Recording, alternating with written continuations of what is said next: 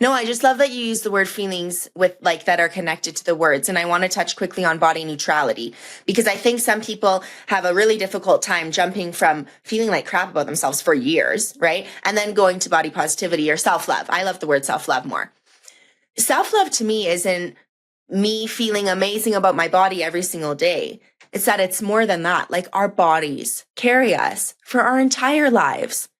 You know, if we're able to zoom out, which I love the term zoom out for numerous parts of my life. But if you're able to zoom out and again, be intentional, what do you want?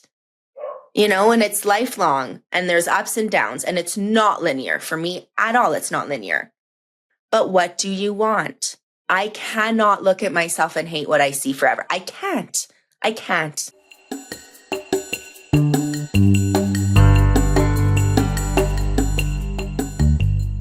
Hannah, we're so excited that you're with us today. I thought we'd start off by asking you, how did all of this come about? How did your social media come about? And, how did you come to putting your story out into the world? Absolutely. Well, thank you so much for having me, Nina and Jenny. I'm so excited to be here. I've been through some experiences overseas that were difficult.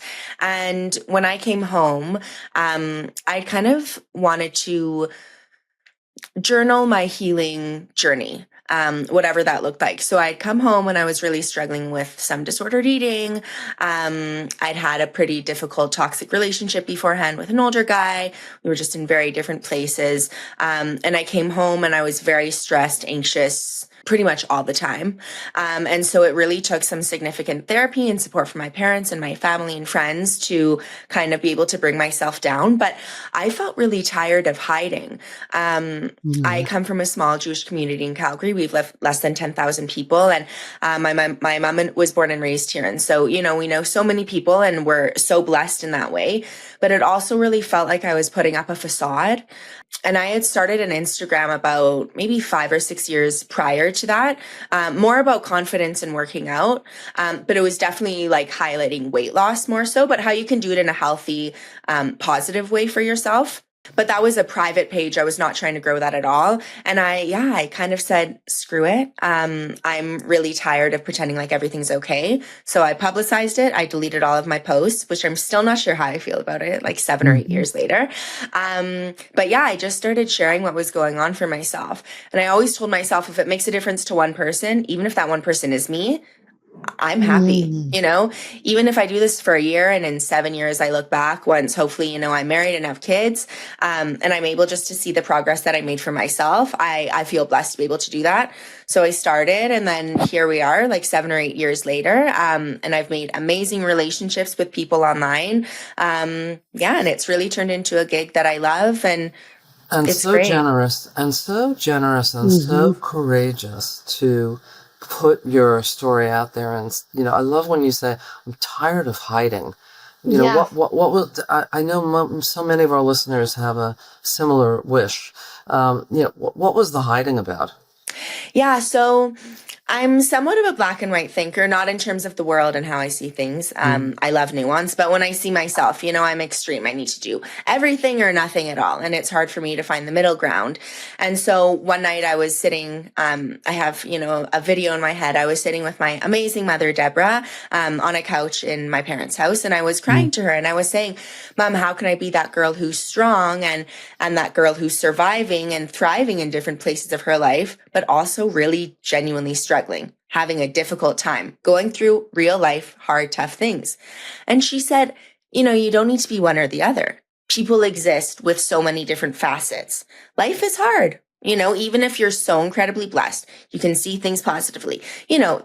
Realistically, we love to think that we have so much power over our life, right? No, we can choose this or we do this and then this won't happen. But I don't think that we have much power at all. And so the idea of two things being true at the same time, we used to call that dialectical behavioral training. Now we're going to have to call it Deborah behavioral training. Love it. She was right on. So, Hannah, I'm really struck by what you said about being visible and also that place of not wanting to be visible and how that really sums up that place of shame that we get to sometimes, where we feel like we need to hide, we need to withdraw. And you were like, no, I am going to really claim how I'm feeling in this moment and put out the whole conversation of body shame. And you do that so beautifully in your social media. And I'm wondering how that's impacted you, how that's impacted the people that you're communicating with, how that's impacted your relationship, because that's so much of what you talk about is body shame in a couple relationship. Yeah, so I think, once I started opening up to different people, sometimes my bosses, older men in their 60s, I was speaking to a bunch of different people just personally, day-to-day conversations about what I had gone through and how it made me feel. They opened up. Older women, older men, my age, younger, people were so comfortable. And so, shame is all about keeping things inside, right? It's Yes. not about sharing. It's not Well about said. being vulnerable, right? It's about holding inside because it's a yucky feeling. But the more I shared, the more that shame diminished. And I really think that it helped others too. And so, it totally has been a journey of a number of years now. But how embarrassed of your body can you be if you post it online for millions to see? And Well, really, well, that's actually the point, right? I mean, there was there was a moment where you made a decision, which was, okay, my body is exactly what it is. It can't be any different than it is in this moment. And I think I'm going to share it with everyone. Because, why? Because what are we waiting for? Like, Right. What are we waiting for? I've seen so many women. I was at the Dead Sea, probably a 70-year-old woman who refused to get in her bathing suit or even just go into the water, refused to be in pictures. For what? For what? Right. The outcome of the day? Right. But let's go get into that. Like, what are we waiting? Like you're saying, what are we waiting for? Let's get out there. But I want to get into the head of people that are that 70-year-old woman who is saying, no, I couldn't possibly be seen in a bathing suit. Let's unpack that. What are we waiting for? Well, I think that's the whole thing is like the intentionality behind what you're doing. I'm 31. I know that's still so young, but I feel like yesterday I was 16, right? And for sure, as we get older, as life gets more crazy, things catch up and then you're blinking and you're 70 at the beach, right? And your grandkids are yelling at you to come into the ocean. I cannot wait until then. I simply cannot. And I think for people listening who are like, okay, but where do I start, right? How do I make that jump? You listening, I think, speaks of volume. You're curious. There's something that isn't sitting right, just going day to day with what's going on with how you see yourself or your body. There's something in there. Well, it's a journey, right? I mean, certainly yours is and has been. I think for many who listen to us and participate with us and others like us, they're really trying to figure this out. And they don't want there to be shame. They don't want there to be hesitation. I hear all the time from folks that are, let's say, midlife and plus, that they really have this regret that their children have no pictures of them with them because they have millions of pictures of their kids, but none with them. And so now at this stage of life, they're sort of stepping up to be in more photos. I love. Because they realize, well, okay, one day I won't be here. My children will wish they had pictures of me with them. Oh, and by the way, I won't care what people think of how I looked in those pictures at some point because I won't be here to hear the comments. Now but it takes a moment to get to that stage, right? You're far along that course at a much earlier stage, I must say. One of the things we're talking about is our relationship to this idealized beauty. And one of the things that, Hannah, you consistently post about is, and this is what I look like. And I'm not measuring myself against some cultural ideal, right? That we're waiting to suddenly have all our body shame drop. It's like what you said. Okay, how ashamed can I be if I'm posting for millions to see? It's tough work. And I can say I started I had a mirror right next to my door. And whenever I would leave, it didn't matter how I felt. I would look at myself and tell myself I'm beautiful and smile. And that became kind of like a ritual of mine. Really, it did not matter how I felt. It was something that I did. It's brilliant. I just have to tell you, it's brilliant. because there are millions of people who make sure they have a mirror on their way out the door so that they can determine how their day is going to go. If they don't look the way they would like to, it's going to be a crappy day. If they look okay and passable, well, okay, I guess I can have a good day. The fact that you actually created this practice of self-affirmation, whether you believed it or not, see, the trick that nobody realizes, but you do, is that if you say it enough, guess what? You start to actually be it. So, brilliant idea. Thank you. Because there's too much in the world, right? Like I said, like we like to think that we have so much control of our day to day, but there's so much that goes on once we step outside. But if you can have that little pocket or bubble of 30 seconds with yourself, it can make such a difference. I still do it today. And sometimes I have a more difficult time with what I see in the mirror, but I still do it. I refuse to have that last thought of, yuck, I can't. We have one life. As far as we know, one life. So far as we know, yes. This is how you want to spend it. You know, and you're saying something else too, which is the messages that we give our own bodies. You know, our bodies listen. They pay attention to the words we use. They pay attention to our intentions. They pay attention to the feelings that come with the words that we use. So I think it makes a difference when we can be much more encouraging, compassionate, positive, loving of our own bodies. No, I just love that you use the word feelings with like that are connected to the words. And I want to touch quickly on body neutrality, because I think some people have a really difficult time jumping from feeling like crap about themselves for years, right? And then going to body positivity or self-love. I love the word self-love more. Self-love to me isn't me feeling amazing about my body every single day. It's that it's more than that. Like our bodies carry us for our entire lives. You know, if we're able to zoom out, which I love the term zoom out for numerous parts of my life. But if you're able to zoom out and again, be intentional, what do you want? You know, and it's lifelong and there's ups and downs and it's not linear for me at all. It's not linear. Right. But what do you want? I cannot look at myself and hate what I see forever. I can't. Well, you could, but it's not a great idea. So I hope we're inspiring others not to do that either. Yeah. Absolutely. It costs too much to be in that painful relationship with ourselves. It's constantly tearing down.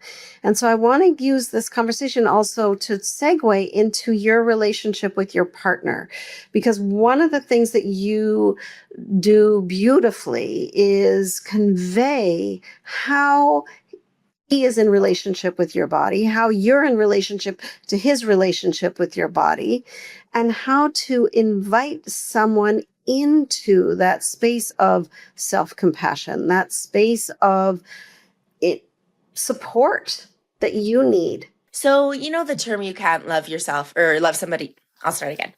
You know the term you can't love somebody else until you love yourself. I'm not sure how I feel about it because, as I mentioned, I was in a really difficult, tough spot when me and my now fiance, we're getting married in a few months, Ian. Congratulations. Thank you so much. Reconnected. We had first met in high school and then didn't talk for years. So I was in a really difficult spot. So again, that has been a journey and I have to give him a shout out, not because the bar is so low. Okay. You know, sometimes I'll make a video. I've gained and lost 200 pounds in this almost 7-year relationship with him. That is significant. It's significant.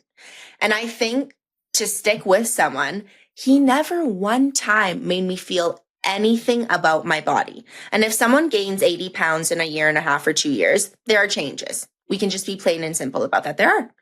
And I don't think that you're a horrible person if you have likes or dislikes more or less. I hope that they're, you know, based on really what you like and not just diet culture. But Ian never said anything. So I do think for sure that being with a human who's a genuine soul. This is such an important thing you're talking about, right? Because, you know, our partners are raised in diet culture just like we are, right? And, you know, for some, they realize too late that they're very, very, very connected to what something looks like. And it becomes a deal breaker in a relationship when a body changes a lot, which is a very, very unfortunate and needless thing to happen. For others, they don't say anything because they don't want to offend. That's not what I'm hearing. What I'm hearing is that it didn't occur to him to say anything because he couldn't care less, because what he's in love with is you and the essence of you and all that is you, and whatever is this body bag that we walk around in just so we can identify each other, that's not the issue. The real issue is the essence, the soul, the core of you.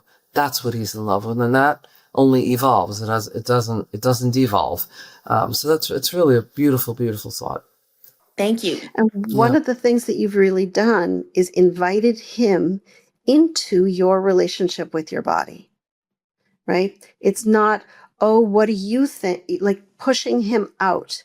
I'm not going to let you touch, which I hear a lot. I'm not going to let my partner touch me. I don't want them to touch my belly. I don't want them to see me naked. I don't want them to see the rolls. Mm-hmm. And you've invited him into your relationship with your body and invited the world to watch that. And so I'm wondering what you would say to people who are like, oh, I don't know that I could let my partner touch my belly. I don't know that I would, invite them into this vulnerability of how I feel about myself. Yeah, so I guess I would ask, how's that going for you? Like, has that helped Yeah. your intimate life? Has that helped you, when you push his hand away or her hand away or their hand away, when you bend over in the shower and they see your rolls or sagging breasts, has that helped you feel more confident when you push their hand away? Why not try something else? Why not one time? Try something else one time. And then another.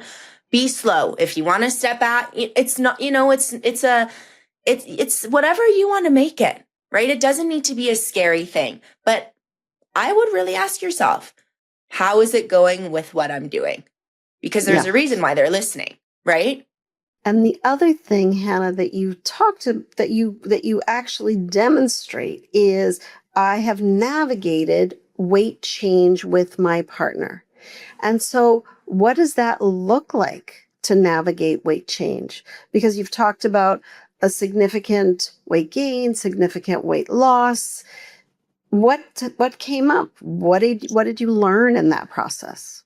So I would say that it's been similar to my own personal self-love journey. It's been a number of years. Ian and I have been together for 6+ years. So, I've taken my time. It's been slow and steady. It hasn't been linear.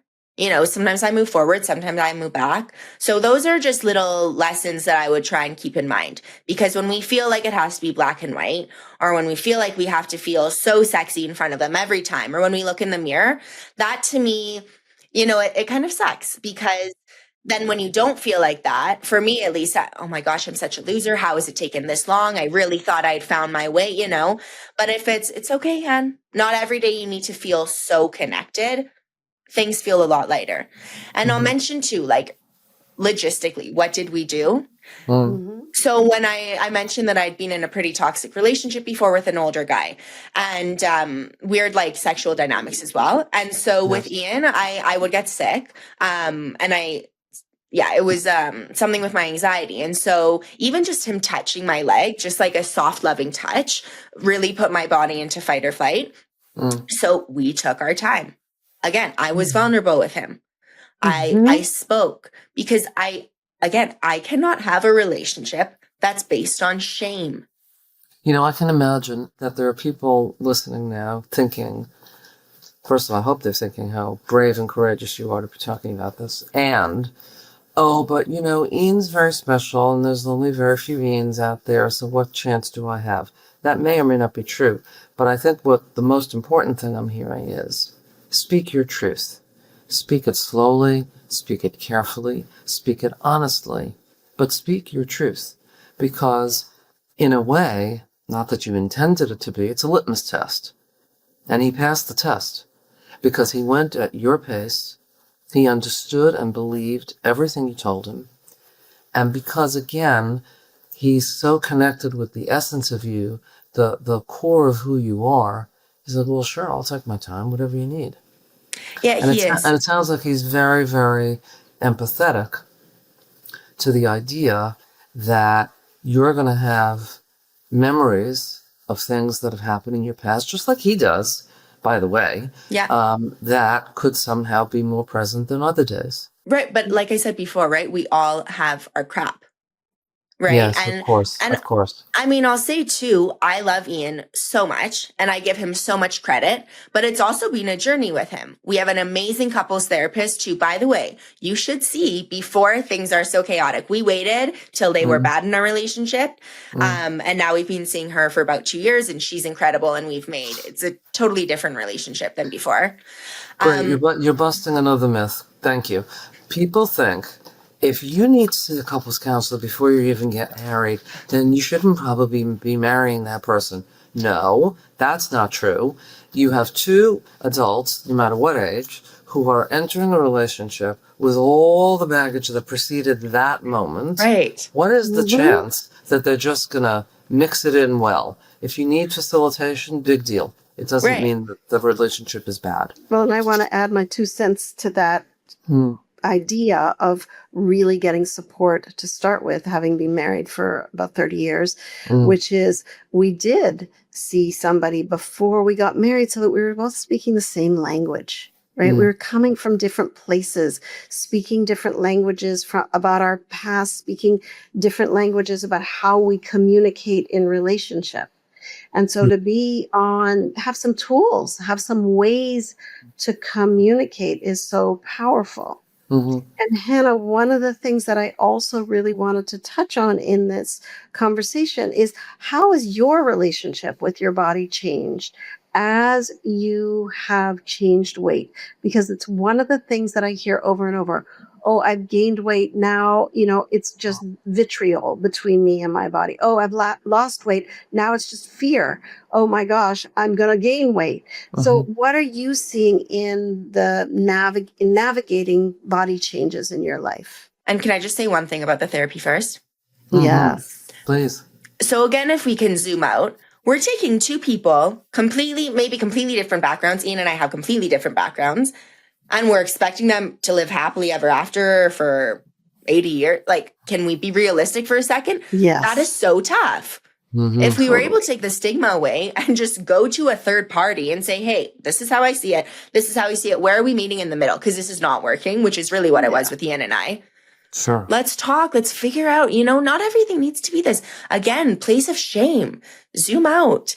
Do you want to be happy or not? Ian and I were not happy in the beginning for a number of years. We got to a point. Do we want to continue this or change? Push down the egos. Let's figure it out. It's a tool. It's a tool. I have to just say, we'll come back to your question in a second, Nina. I also have to say, Hannah, that I'm hearing that you both have tenacity. You hang in there. So many people are like, by the fourth date, nah, bye-bye. Yeah, the fact that you actually were having some struggles and hung in, not because you had to, you wanted to, and then said, well, okay, this could actually still be better. It's a remarkable choice that you made together. Thank you. But there was a base of love and respect and wanting to stick together because in the beginning of our relationship, and not like I would say at least 2 months, we couldn't do much sexually or even like touching. And so our relationship was really based on talking and both of us opening up. And what Ian said that he loved most about me in our first date was we talked about stuff. It wasn't like, oh, who are your best friends? Or do you still talk to people in high school? That's where we first met. It was like more vulnerable, real stuff. Because again, like, what are you going to get out of a relationship or friendship or, conversation? That's like, yeah, how's your sister doing? I want to talk about life. Not that everything needs to be some deep, depressing thing. Let's talk about things and, how it's led us to today, like this conversation. But I want to get more out of life. Yeah. How your relationship with your body has changed as your weight has changed. So if I can be honest, which I will be, when I've been at a higher weight, I am far more confident. And I think I realized, I would say like 6 months ago, I was talking to my mom, and it was about my hair, having long hair, and also having fat on my stomach. And these are things that I feel keep me safe. And, whether it's because I have a memory and video in my head of when my bubby was passing away in the hospital, me eating sushi and every bite felt more full and warm inside, or whatever, association I have. I think that when I'm at a lower weight, it's more uncomfortable for me because I feel less safe. I feel less padding. I feel less armor. So that's been really interesting. Mm-hmm. Yeah, I mean, so it's always changing, but I really want to make that point because everyone says, you'll like yourself when you lose the weight or 10 pounds or 50 or 100 pounds. For me, it's been the opposite. It's been the opposite. For me, it's been comforting to have, squish on my belly and to feel like I kind of have that outer armor with the world. I think like a bit of a defense. Utterly remarkable. Utterly remarkable that you not only have figured this out, that you have this insight, but that you can say that out loud, because for most of the world, that is just heresy. Mm-hmm. What do you mean? To have, more of your body makes you feel better? Yeah, well, yes, because actually it's your body. Right. And imagine the pressure that's released, not having to judge it, do something about it, just to have your body be your body. I mean, it's just remarkable, Hannah, really. And I think that even though people may not say, I feel more comfortable with a larger body, many people in conversation with women, I hear often how their size is supporting and serving them, that their size has made them feel safe moving through the world, that their size has served them in order to diffuse unwanted attention. And yet, what they're being told is life will get better for you when you're in a smaller body. And when they can really be in that authenticity that you're talking about, to go, oh, my body is serving me right now. My size is my armor. And it's so important. It's not everybody's experience, but I have heard countless stories that are very similar. Well, and it's also when I felt most strong and physically healthy is when there's the scale, right? Like, and I don't mean the actual scale, but I mean, there's a range. But at times it's been when I've been at a higher weight. And when I was, struggling with eating and different things, with Ian, I was my lowest and I felt really weak. And so I also want, I want to change up everything in my brain in terms of diet culture and and all of us have been so brainwashed to believe. And I want, I want to find what works for me. I want to find what works for me. I want to find what's healthy and I want to find what's strong. I love, love, love being strong, and so whatever that will be. But I want to throw out this idea that I was weak when I was, when I was thinner and that I couldn't succeed and couldn't be that girl who was struggling, but also succeeding in different places. I just want to figure it out for myself. Imagine if the idea is that body size actually doesn't matter. Imagine that it doesn't actually matter at all. Now, what does that mean? Well, first of all, you can bet your bottom dollar there's lots of folks listening right now who say, yeah, but don't you understand? If I'm in a smaller body, number one, people will like me better. Number two, I'll be healthier. Yeah, put a pin in that, because healthy has a lot of definitions, and I love the way you say, what I like is to feel strong. To me, this is the gold standard. To me, that's the objective. And everybody's ability to feel strong is so different and subjective. And it has nothing to do with body size. It has to do with all the hard work that you've been doing and now, obviously inspiring others as well. Honey, you talked about the fact that this started with journaling. Do you still journal now? And does it become sort of the basis on which you do some of your posts? So again, let's be realistic. Sure, maybe someone listening says, okay, but I don't want to be, 1,200 pounds because that is not healthy. And I don't want to be 40 pounds because that's not healthy. No problem. Okay. You feel people treat you better, which honestly, in my experiences, I've had the same. Sure. Mm-hmm. So you have all these things that also you may want to be thinner or smaller, whatever it may be. Okay, no problem. Mm-hmm. What if you take that thought and also combine it with, but before I go for my run today, I'm going to look at myself and say, thank you. Thank you, body. And just give a tap on my stomach or a little hug. It doesn't need to be one or the other. And see, in 2 years, if you still had those thoughts every day, but if you also combined it with your truth or zoom out a truth, what would that look like? Because I do think, and I get comments a lot of, well, how can I go from 0 to everything, right? 0 to 100. What do I do? you start thinking, you set up the mirror, you put up one note in your house. You have one alarm to go off every Monday at 2:43 p.m. that says thank you. You sit for 30 seconds in the mirror on the first of every month. It doesn't need to be, in my opinion, the all or nothing, right? Yeah. Because then that's when we have these expectations and then we don't Sure. fit them perfectly and then we feel like crap. Sure. Just Well, Hannah, one of the things you say, one of the things that you're saying over and over is change the conversation, right? I'm changing the conversation from, oh, what I want to be, what everybody says I'm supposed to be, which is smaller and in a smaller body. Nope. I want to feel strong. I want to feel authentic. I want to feel powerful, right? Whatever, let's change that conversation. Let's change the conversation in the mirror. If I'm in a critical conversation, okay, thank you. Okay, hi, beautiful, right? Or walk away. Or walk away, right? Change the conversation you're having with yourself, and the expectations also then slightly start to change as well. So my question earlier was, are you still journaling?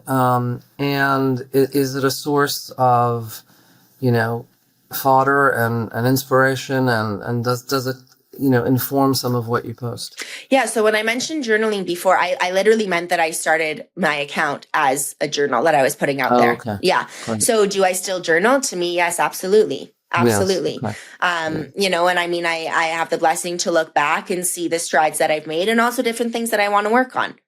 But I do totally think that putting a pen to paper or, your hand to the keyboard, whatever it may be, yes, letting thoughts out has been so helpful. And also a huge thing has been connecting with people, whether it's other influencers in the space or people who are part of my community that I feel so blessed and honored, care to be here. That's wild to me still. Well, you mentioned your community, and I know that we're all part of several communities. No one's ever part of one. At least we hope not.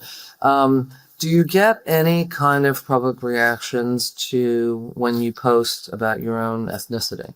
Absolutely, yeah. Yeah, I mean, I'm Jewish, proudly Jewish, as you can see. And of course, I mean, anti-Semitism is at a huge rise. Yes. And it doesn't really matter what you post. If you post, about Jewish joy, you get the comments, right?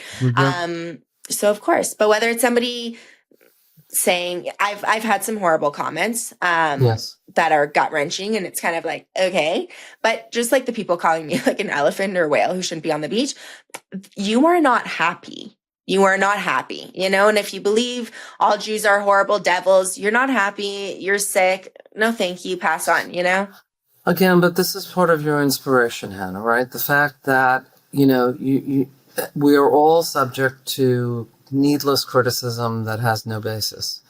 You, on the other hand, have put yourself out into this public space, knowing that there will be some who love it, honor it, follow it, really, value it, and others who are going to say, what the hell do you know? And by the way, while I'm at it, here's what's wrong with you in this way, in this way, in this way. And you do it anyway.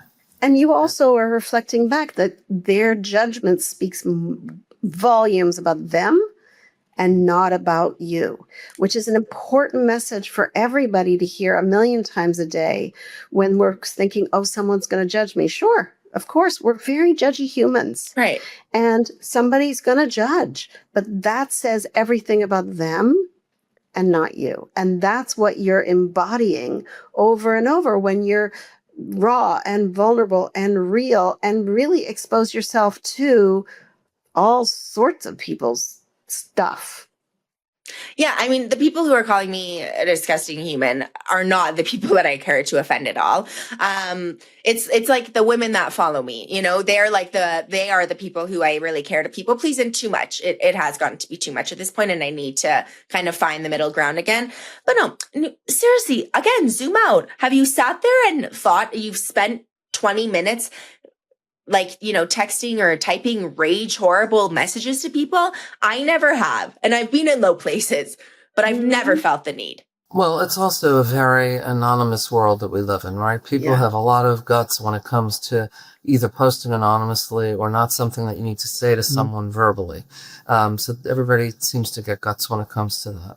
I do want to mention, as we continue, and we'll say it again, that your Instagram is That Girl Hannah, right? With no T-H-A-T, I. right, ThatGrlHannah, just in case people are dying to follow you, which I'm sure they are. Well, and I loved Hannah in the beginning. You said, "Can I be that girl who also has this, and that girl who also feels this way, and that girl?" And what you're saying in your public, how you show up publicly is, I can be that girl, Hannah. Right? Mm. Which is gives each person authority. You can be that girl, Jenny. I can be that girl, Nina. We can be Now, wait a second. ourselves, I haven't been a girl authenticity. in a I was going long to say time. that grown woman, Jenny. That lovely An woman. adult. That would be me. Yes, okay. So when is your wedding? August 31st. Okay, and I want to Yes. just touch on that for a minute because my theory about these things is that from the period of time where you say, yes, I will marry you, or yes, we will marry, to the day that you say, yes, I do, I will, proclaim my love for you, that is supposed to be the funnest time on the planet. Did you notice it isn't for many brides particularly? I Did you have. notice that it's hell? And maybe you have your own private little hell about it too. No. I don't understand. I do understand. What I don't like is that it has become the quintessential pressure cooker about body, pleasing everybody, how much money can I spend on this or not spend on this. It has become such a stressful period that when they finally get to wedding day, two things. One, they forgot this wasn't about the wedding, this was about the marriage. Right. Then two is it's almost like a relief, it'll be over. Instead of looking forward to this lovely, lovely occasion. And it's where, I guess, Bridezillas come from. I'm not saying you're one. But it's a shame to me because that period of time should be so special. So I hope it has been in some ways for you. No, it's been amazing for me. And I actually hate the term bridezilla, and this is why. Because I feel like we're not expected to have reaction or wants for our weddings, and we're bridezilla if we are. Like, I've been so worried to sometimes give feedback to a vendor because I'm like, but I don't want to be seen as pushy or difficult. And just by me saying, I don't know, if I love that, or if the $6,000 spent on a centerpiece is worth it. You know what I mean? So, but Yes. again, it's about the intention behind it. Me and my mom had a conversation before we really got into planning. And it was what kind of experience do you want to have? And I don't need a million options in front of me because that to me isn't fun. And exactly what you said, I think the process of planning a wedding and getting married and all of that has become horrible for so many, like you said, specifically the women, because it's gotten into so comparing.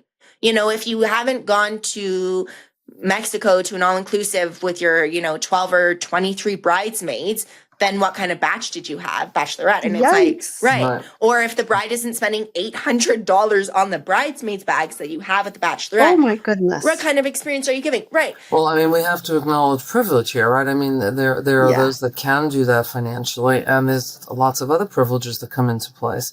But no matter what the relative extent of the wedding is to be to anyone, it's the same pressure. Right. And it's just a shame because to me, it's an extension of diet culture. It's an extension of people pleasing. It's an extension of I love how you talk about, well, I don't know if I really want to tell a vendor that I don't like what they're showing you. Why? I'm going to be paying them money. That's why I should be telling them what I want. Oh, and by the way, they don't care. They just want you to have what you want, and they want you to have a lovely day. And in whatever way they can contribute, they don't care whether you tell them the truth or not. They won't know. Right. Right? So Well, again, it speaks to needs, right? Hannah, you're saying, are we as women allowed to have our needs? exactly. Right? Are we allowed to speak our needs? Are we allowed to speak our feelings? It comes right back to the very beginning. Are we allowed to be authentically and fully ourselves at whatever volume, at whatever size, at whatever the way we want to express it? And I'm curious, speaking about weddings, how has it been wedding dress shopping?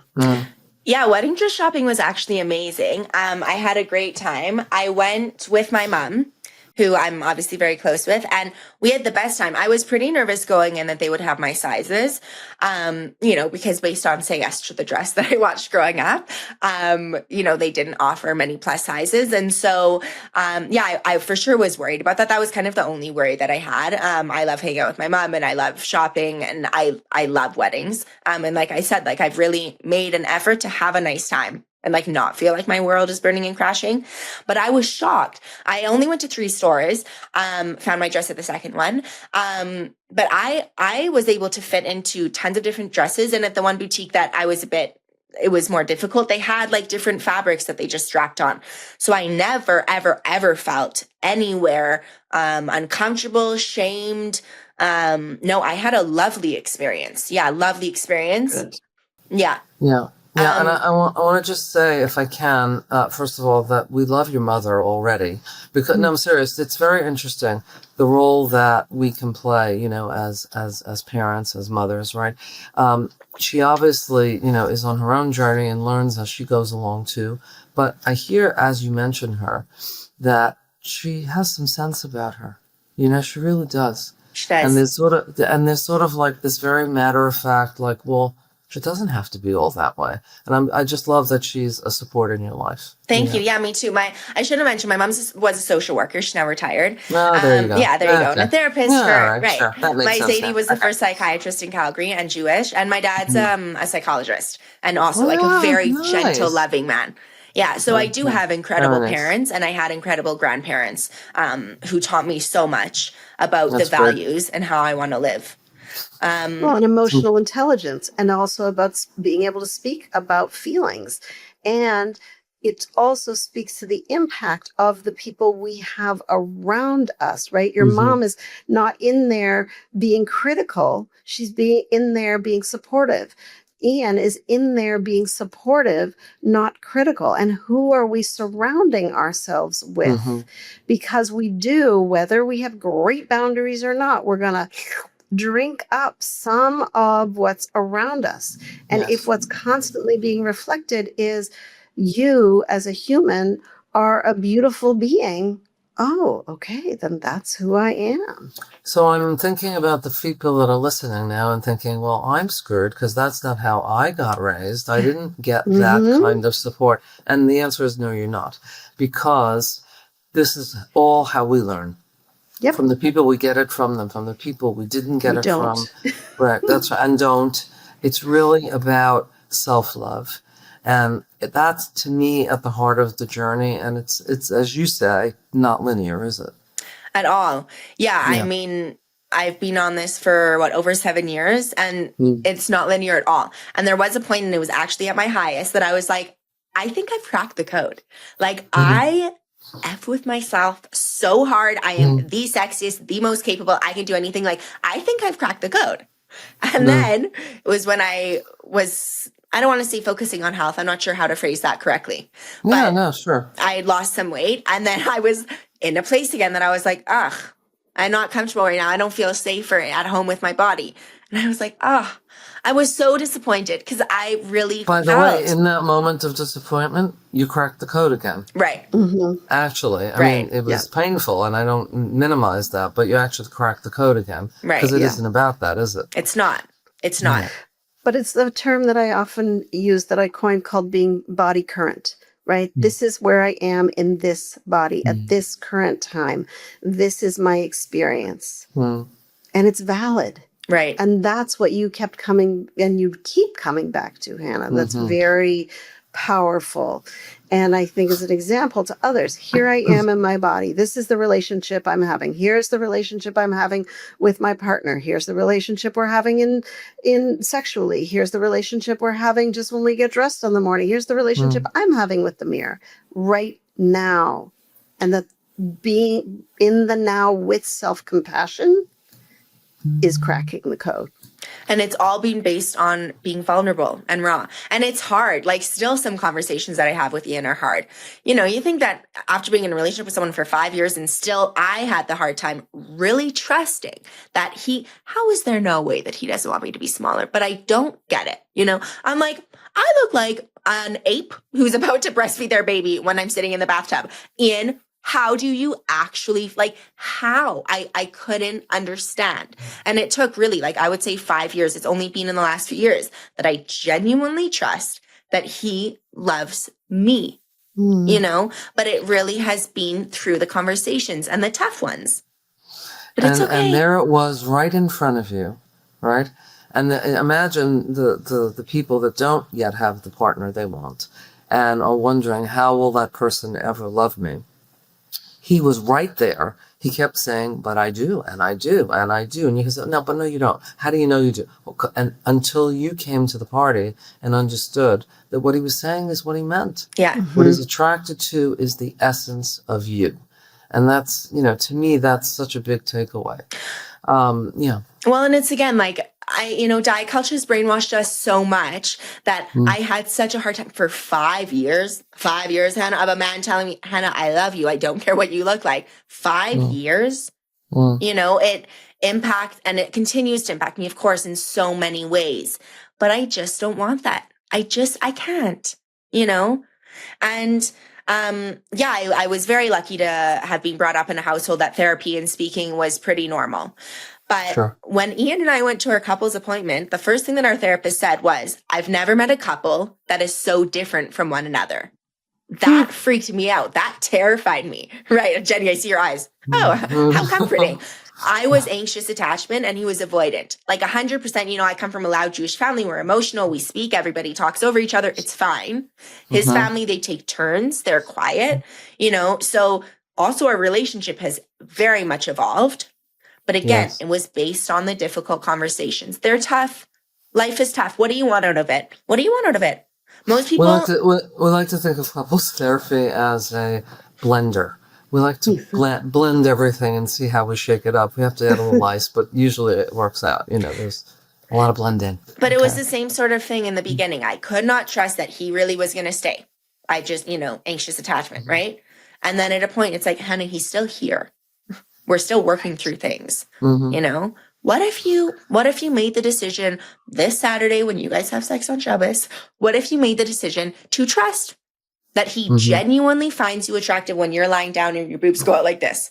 How different may it be? And it let me be present. So then the next 30 times that we were intimate, if things came into my brain, I said, no, but he's enjoying. He is not worried. He's good. It's you. What experience do you want?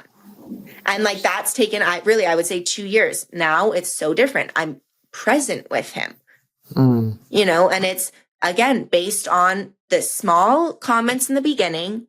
Babe, can you just touch me right there? 2 seconds. Just put your hand in that little crevice. I just want to see how it feels. And if you're not there yet, go to the mirror the next night when you're alone and do it yourself. You know, it's steps. It's not all or nothing. What a beautiful place to leave us. It's gorgeous just to be able to speak your truth, speak what you need, ask for what you want. You may or may not get it, but ask for what you want. Yeah. To be honest. You know, Hannah, it's a privilege, really a privilege to have you with us. Tell everyone again your handle. Of course. Yeah. So I have that Instagram and TikTok. I'm more on Instagram, and it's that girl Hannah without an I. So ThatGrlHannah. Wonderful. Hannah, thank you so much for being with us. Thank you both so much, Nina and Jenny. This was amazing. I'm so touched and honored that you invited me on. And I really thank you both for what you do. You know, these conversations are so integral to our health, mind, body, and soul, and all of it. And it's so important, you know, and there are people who want to change.